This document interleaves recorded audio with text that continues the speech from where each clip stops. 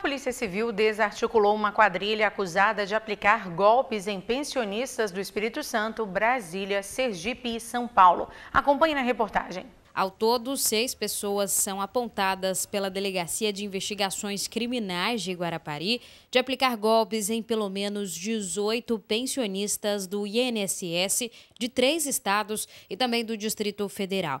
De acordo com o delegado responsável pelo caso, a quadrilha falsificava documentos dos beneficiários e fazia empréstimos fraudulentos. A investigação do golpe começou depois da prisão de Taimara Pires Ribeiro, no dia 16 de fevereiro deste ano, depois que ela tentou realizar um empréstimo com um documento falsificado em uma agência bancária em Muxaba. Cidadã de Brasília, que veio a Guarapari e com documentos falsos se passou por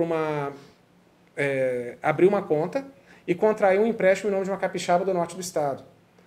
E com a prisão dela, logo depois da prisão da Taimara, nós nos dirigimos ao local no qual ela vinha pernoitando aqui em Guarapari. Segundo o delegado, Taimara estava hospedada na casa do funcionário público municipal e empresário guarapariense Antônio Robson Santiago da Costa. E na residência, a polícia encontrou os 18 documentos falsificados. De acordo com Guilherme Eugênio, Antônio seria conhecido na cidade e usou desse artifício para apresentar Taimara a gerentes de bancos, pedindo para que eles facilitassem a transação. Ele procurou o Banco do Brasil, apresentou o gerente dele, a Tainara, para convencer o gerente dele de que a Tainara era confiável, de modo a fazer com que o gerente abrisse mão de requisitos de segurança. Mas a ação dele gerou o efeito contrário. O banco já tinha as atitudes do Antônio como suspeitas. Por quê? Semanas antes do crime,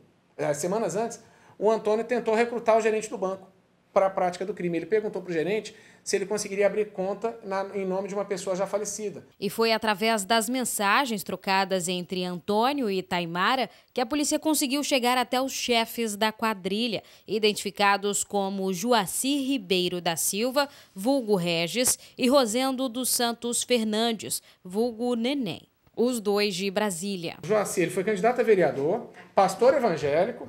Então, ele é o mais experiente de todos. Ele é o líder. Ele foi preso há alguns anos por estelionato em Brasília, ele foi preso em 2019 e está envolto em uma auréola de questões suspeitas.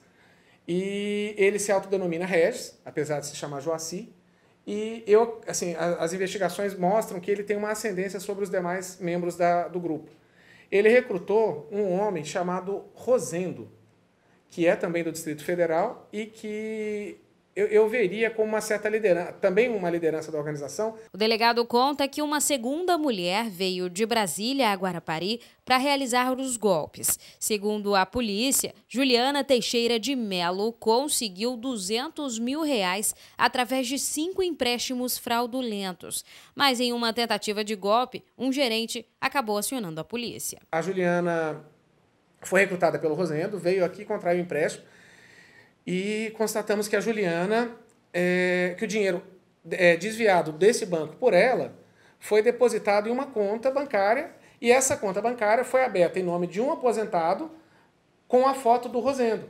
Então a gente percebeu que o Rosendo era uma ela em comum entre ela e a Taimara. O delegado ressalta ainda que depois da veiculação na imprensa da prisão de Taimara, um gerente de banco acabou reconhecendo um dos homens que estava na foto de documentos falsos usados pela quadrilha. E a polícia conseguiu chegar em Warisson Oliveira Menezes, de Vila Velha. Esse Warisson já havia comparecido em uma instituição bancária com atuação no Espírito Santo, com a mesma foto, a mesma pessoa já havia apresentado 3 documentos diferentes para o mesmo banco.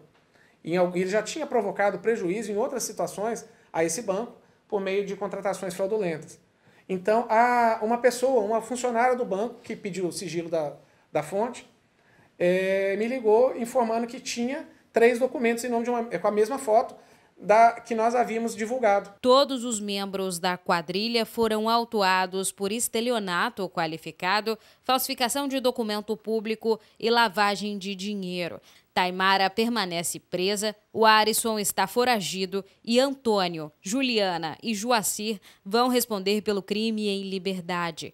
Guilherme Eugênio ressalta que agora a Polícia Federal vai investigar a participação de servidores do INSS nesses golpes. Nós compartilhamos toda a nossa investigação com a Polícia Federal, que poderá, conforme o caso, dar andamento à investigação. Se porventura houver a participação de funcionários do INSS, com certeza a atribuição vai ser da Polícia Federal por tratarem de servidores públicos no exercício das funções.